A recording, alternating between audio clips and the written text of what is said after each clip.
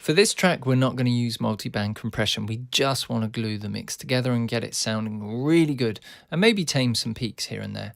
I've gone for the Opto circuit to keep that tube sound, but this circuit on this track, in my opinion, gives the most open sound. I've set the threshold high, but the reduction is still only a few dBs as the ratio is very low at 1.4 to 1.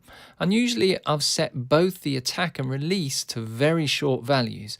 This catches and releases the kick quickly, but remember, real-world Opto circuits don't react to the input signals as fast as, say, FET compressors do, and therefore, even though there is a fast attack setting, it's still much gentler than some other circuits. Let me show you what I mean.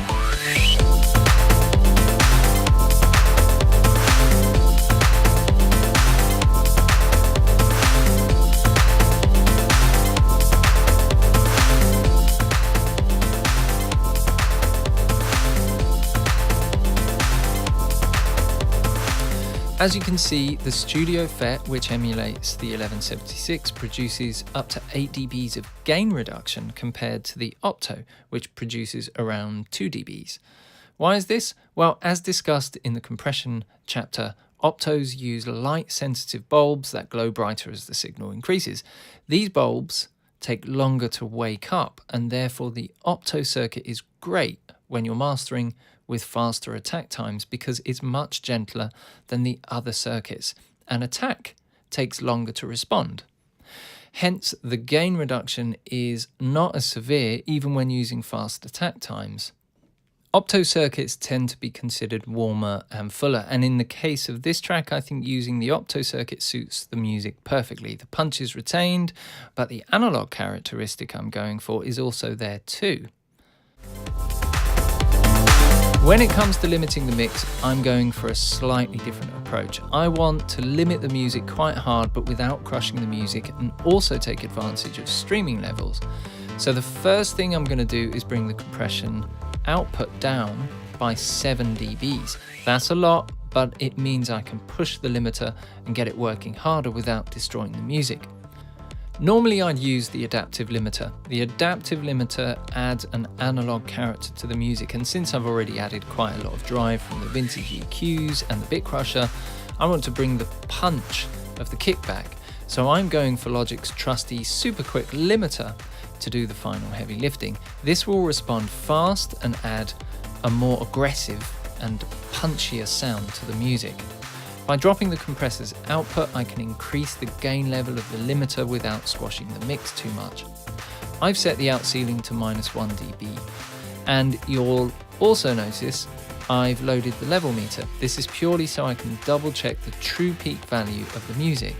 If the true peak is going into the red, then I'll switch on the true peak detector on the limiter. In this case though, I'm well under 0 dB and there's no true peak clipping going on. So that's essentially it. I started out wanting to add some analog style saturation, and Logic's vintage EQs are the perfect choice to add harmonic distortion. Combining two together can increase the saturation level even further and really makes the track sound bigger without having to overcompress the mix. Small and not so small EQ moves from both a colored EQ and a more transparent EQ help to shape the tonal quality, and the compressor and limiter glued and brought the mix to the final streaming level. So let's do one last comparison to see if the music sounds fuller, more analog, and generally builds on the original mix without moving away from it.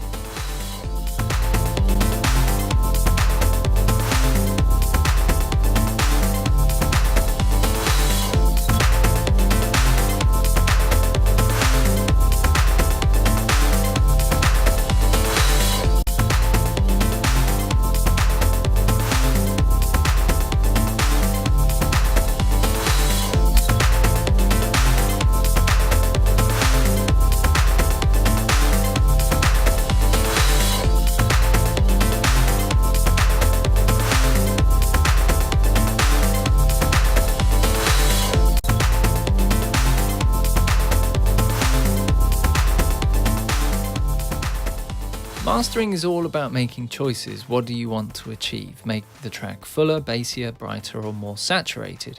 Constantly ask yourself, where do I want to take my music? What do I need to cut or boost? What compressor circuit would best suit this track? And finally, how loud do I want the music to be?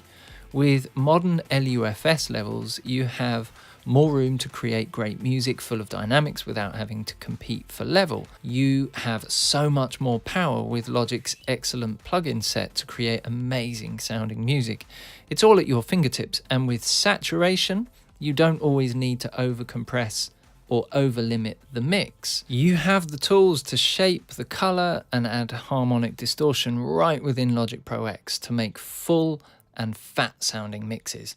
So enjoy using this great analog style template. If you enjoyed this video, please subscribe and hit the bell button so you never miss a video. Thanks for watching, and as always, happy mixing and mastering.